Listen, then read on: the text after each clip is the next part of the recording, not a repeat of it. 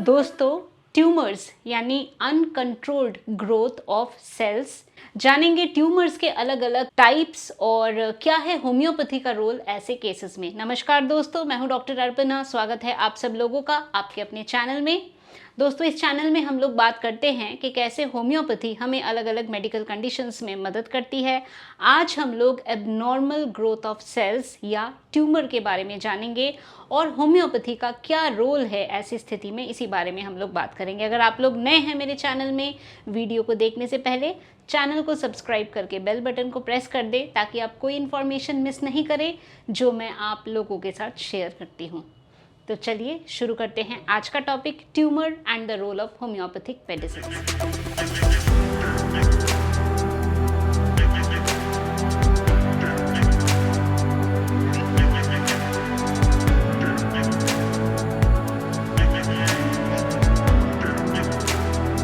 ये जो ट्यूमर्स हैं ये बेनाइन हो सकते हैं। बेनाइन का मतलब जो आगे चल के कभी भी कैंसर नहीं बनेंगे। प्री मेलिग्नेंट यानी जो कैंसर बन सकते हैं या नहीं भी बन सकते। और तीसरा मेलिग्नेंट या कैंसरस।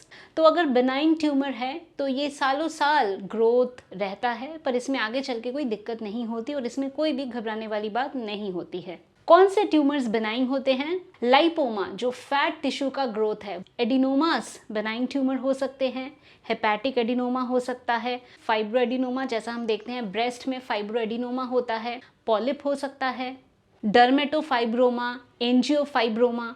तो ये जो सारे प्रकार हैं ये आते हैं बेनाइन ट्यूमर में। दूसरा हमारा टाइप है प्री मेलिग्नेंट, यानी ये जो ट्यूमर है, अगर ऐसा ट्यूमर होता है तो हमें ज़रूरी है इसमें इंटरवेंशनल स्टेप्स लेने का, क्योंकि ये जो है ये आगे चल के मेलिग्नेंट या कैंसरस हो सकते हैं।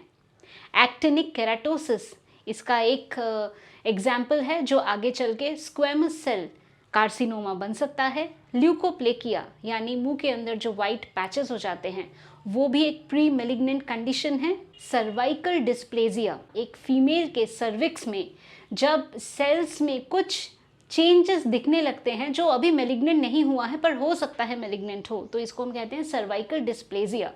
तो ये भी एक प्रकार का प्री मेलिग्नेंट कंडीशन है। अब मेलिग्नेंट ट्यूमर यानी कैंसर का होना, तो कैंसर कहीं पे भी हो सकता है, स्टमक में हो सकता है, ओवरी में हो सकता है, ब्लैडर में हो सकता है। सार्कोमा एक प्रकार के कैंसरस सेल होते हैं।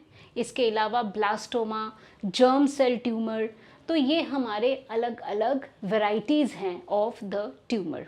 ट्यूमर अगर कहीं पे भी है तो इसका फर्दर इन्वेस्टिगेशन ज़रूरी है, ये पता लगाने के लिए कि क्या ये बेनाइन है, ये प्री मेलिग्नेंट है या ये मेलिग्नेंट है। प्राइमरी जांच में या स्कैन में अगर ट्यूमर पता चलता है और समझ नहीं आता कि किस प्रकार का ट्यूमर है, तो इस केस में नीडल के माध्यम से इसके कैसे सेल्स हैं उसकी जांच की जाती है, जिसे हम FNAC या फाइन नीडल एस्पिरेशन साइटोलॉजी कहते हैं। इसके अलावा ट्रू कट बायोप्सी, जहाँ एक छोटा सा टुकड़ा ट्यूमर का बाहर निकाला जाता है और फर्दर देखा जाता है कि ये जो ट्यूमर है इसके सेल्स किस प्रकार के हैं, और इससे हमें ये समझने में मदद मिलती है कि ट्यूमर का जो कैरेक्टर है या टाइप है वो कैसा है। तो चलिए जान लेते हैं कुछ होम्योपैथी की दवाओं के बारे में भी। दोस्तों, जो होम्योपैथी की दवाइयाँ हैं वो हमेशा सिम्टम बेस्ड होता है। हमारी होम्योपैथी की सबसे पहली मेडिसिन जो एक्स्ट्रा ग्रोथ या ट्यूमर के लिए यूज़ होती है या ओवर ग्रोथ के लिए यूज़ होती है वो है थूजा।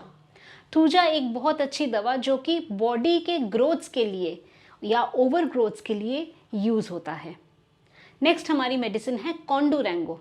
कॉन्डोरैंगो एक स्पेसिफिक मेडिसिन जहां हमें प्री मेलिग्नेंट या मेलिग्नेंसी का डर होता है या मेलिग्नेंट ट्यूमर्स वगैरह अगर होते हैं या मेलिग्नेंट लेजन कहीं पे होते हैं तो ये एक बड़ी ही स्पेसिफिक मेडिसिन है।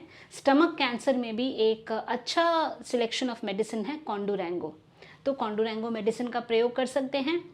अगर यूट्रस रिलेटेड कोई प्रॉब्लम हो रही है या ट्यूमर है या ग्रोथ है तो ऐसे में फ्रैक्सिनस अमेरिकाना ये एक बहुत अच्छी दवा है जिसका हम प्रयोग कर सकते हैं।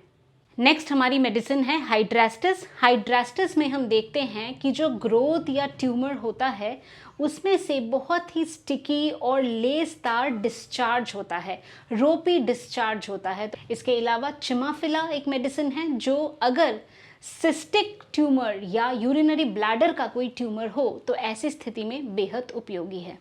तो दोस्तों ये हमारी कुछ मेडिसिन्स हैं and as I said medicines और भी हैं, वो निर्भर करता है कि ट्यूमर कहाँ पे है, क्या लक्षण है, क्या वो बेनाइन है या वो प्री मेलिग्नेंट है या मेलिग्नेंट है। तो दोस्तों ये थी इन्फॉर्मेशन अबाउट ट्यूमर्स। मैं उम्मीद करती हूँ आप लोगों ने इस इन्फॉर्मेशन को पसंद किया है।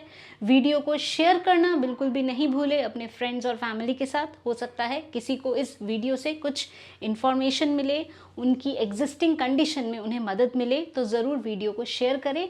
अगर चैनल में नए हैं तो चैनल को सब्सक्राइब करें।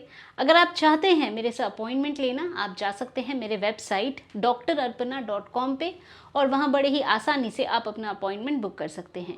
अगर आप चाहें तो हमारे ऑफिस के व्हाट्सएप नंबर पे व्हाट्सएप के माध्यम से भी मैसेज भेज सकते हैं, वहाँ पे भी आप लोगों को अपॉइंटमेंट की सारी डिटेल्स मिल जाएगी। तो दोस्तों आज के लिए बस इतना ही। खुश रहिए, मुस्कुराते रहिए, स्वस्थ रहिए। Thanks for watching.